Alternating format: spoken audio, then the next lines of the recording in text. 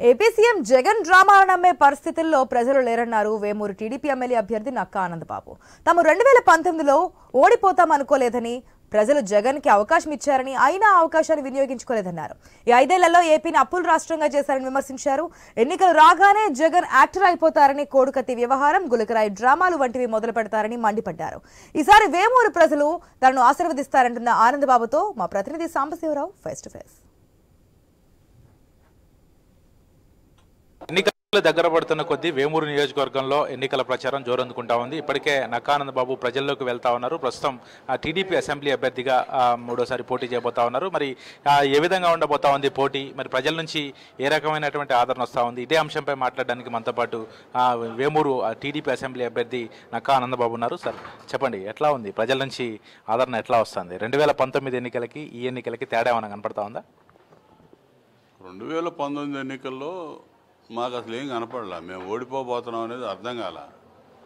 ఎందుకంటే నేను చేసిన అభివృద్ధి కార్యక్రమాలు కానీ, అందించిన సంక్షేమ కార్యక్రమాలు కానీ, ఏదన్నా కానీ ప్రజల్లో అయితే ఓడిపోతాం అనే సూచనలు అనేది నాకు ఎక్కడ కనపడలా.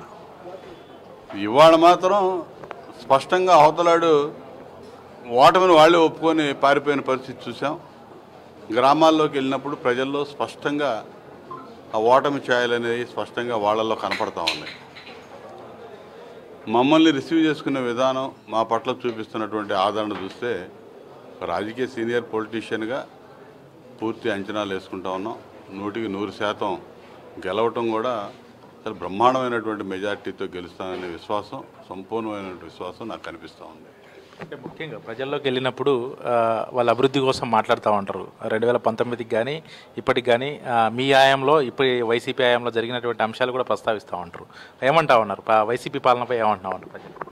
అసలు అంటానికి ఏమీ లేదు దాని గురించి. అభివృద్ధి గురించి చెప్పడానికి అసలు ఏమన్నా చెప్పేవాడు ఎవడు ఉన్నాడు? మేము చేసామని చెప్పడానికి వాళ్ళు ఎవడన్నా ఉన్నాడా?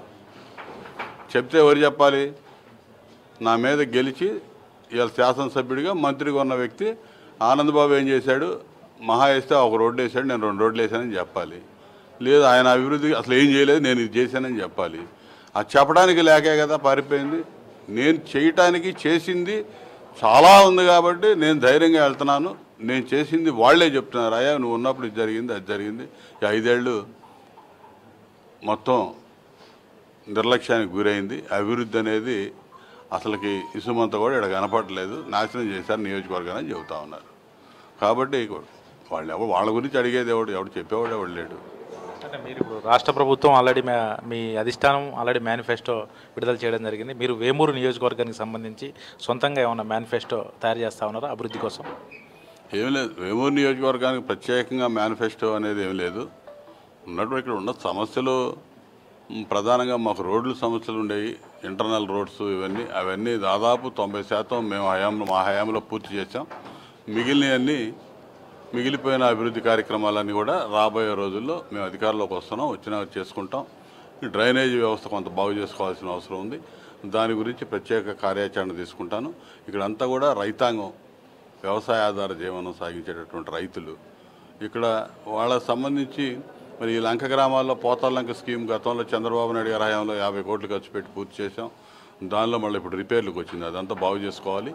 ఇంకా ఏంటంటే ఇప్పుడు రైతులు ఏంటంటే బ్యాక్ వాటర్ ప్రాబ్లం వల్ల మొత్తం ఉప్పు నీరు పెరిగిపోతూ ఉంది, గ్రౌండ్ వాటర్ తగ్గిపోతూ ఉంది అనేది ఆందోళన ఉంది వీళ్ళలో. సాధ్యమైనంత వరకు చంద్రబాబు నాయుడు గారు, పవన్ కళ్యాణ్ గారు దృష్టికి తీసుకెళ్లి ఆ సమస్య పరిష్కారానికి చెక్ డ్యాములు నిర్మాణం చేయాల్సిన అవసరం ఉంది. ఆ దిశగా ప్రయత్నం చేస్తాను. ఈసారి మీకు వైసీపీ ప్రత్యర్థి అభ్యర్థి మారారు, ఎట్లా చూస్తారు మీరు ప్రత్యర్థి అభ్యర్థి?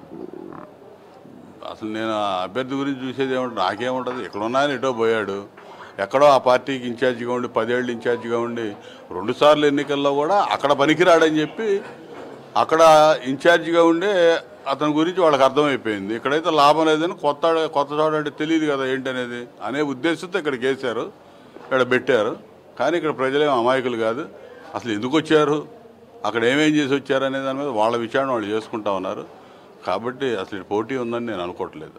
అంటే మొన్న జగన్మోహన్ రెడ్డిపై జరిగినటువంటి దాడి టీడీపీ చేపించారని వాళ్ళు ఆరోపణ చేశారు, దాని గురించి మీరేం చెప్తారు? జగన్మోహన్ రెడ్డి మీద దాడి? ఏం దాడి జరిగింది? కోడికత్తి కేసు ఏమైంది? వివేకానంద మర్డర్ ఎవరు చేయించారు? వాళ్ళ బాబాయ్ది, వాళ్ళ చెల్లెళ్ళు తిరుగుతూ ఉన్నారు కడపలో, అడగండి ఏం చెప్తారు? కోడికత్తి కేసు 5 సంవత్సరాలు అన్యాయంగా ఒక దళిత యువకుడు బలైపోయాడు, జైల్లో కూర్చున్నాడు. ఇప్పుడు ఈ నాటకం ఎవరి మీద తెరదీశారు? మా మాజీ శాసనసభ్యుడు బోండా ఉమ్మని ఇరికించడానికి చూస్తున్నారు ఆ కేసులో. ఈ పని పాట ఏమి లేదు. ఎన్నికలప్పుడు ఇటువంటి పనికిమాలిన డ్రామాలు ఆడటానికి రెడీగా ఉంటున్నారు. ఆ ఐపాక్ టీం ఒకడు ఉంటాడు ఆడ, వాడు స్క్రిప్ట్ తయారు చేయటం, ముఖ్యమంత్రి దానికి తన అనుగుణంగా ఒక డ్రామా ప్లే చేయటం, డ్రామా ఆడటం.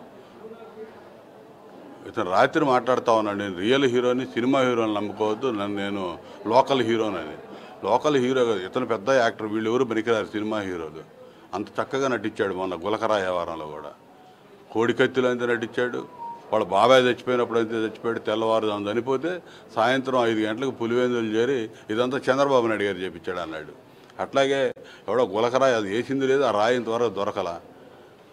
అదేదో గజమాల వేస్తే దానిలో ఏదో ఉండి గీసుకుందంట, దానికి గందరగోళం చేసేసి కట్టుకట్టి తిరుగుతూ ఉన్నాడు, దానికి ఒక ప్లాస్టర్ వేసుకొని. పెద్ద డ్రామా రక్తి కట్టిస్తాన్ని చూస్తూ ఉన్నాడు. తెలుగుదేశం పార్టీ మీద నెపం నెట్టి అక్కడ ఉన్నటువంటి బోండా అమ్మగారు లేకపోతే పార్టీ కార్యకర్తలు, బలహీన వర్గాలు, మొన్న దళితుల్ని బలి చేశారు, ఇప్పుడేమో వడ్డర్లని బీసీలను బలి చేస్తూ ఉన్నారు, యువకుల్ని మైనర్లను తీసిపోయి జైల్లో పెట్టి వారం నుంచి చిత్త కొడతా ఉన్నారు. ఉమా మీద, బోండా ఉమా మీద చెప్పండి, వాళ్ళ మీద చెప్పండి, వీళ్ళ మీద చెప్పండి. ఈ డ్రామాలు అర్థమైపోయింది. అందుకే ఇది రక్తిగా అట్లా ప్రజలకు అర్థమైపోయింది. కోడికత్తి చూశారు, వాళ్ళ బాబా వివేకానంద రెడ్డి హత్య చూశారు కాబట్టి దానిలో అదంతా గుర్తొచ్చింది ఒకసారి ప్రజలకి. కాబట్టి ఇదంతా అభూత కల్పన అనేది అర్థమైపోయింది. మొత్తంగా చూసుకోవచ్చు, వైసీపీ పాలనలో రాష్ట్రం పూర్తిగా అవినీతిమయం అయిపోయింది. ఎక్కడ ప్రజలు ఈరోజు వైసీపీని నమ్మే పరిస్థితి లేరు. మొత్తంగా సీఎం జగన్మోహన్ రెడ్డి సినిమా ఆర్టిస్టుల కంటే కూడా ఎక్కువగా నటిస్తున్నటువంటి పరిస్థితి. వాళ్ళ సొంత కుటుంబ సభ్యులే అతను విమర్శిస్తూ ఉన్నారు. ఈసారి వేమూరి నియోజకవర్గంలో నక్కా ఆనందబాబు ఖచ్చితంగా గెలుస్తారు, జెండా ఎగరేస్తారని కూడా నక్కా ఆనందబాబు ధీమా వ్యక్తం చేస్తూ ఉన్నారు. కెమెరా పర్సన్ మల్లికార్జున్తో సాంబశివరావు, ఐ న్యూస్, వేమూరు.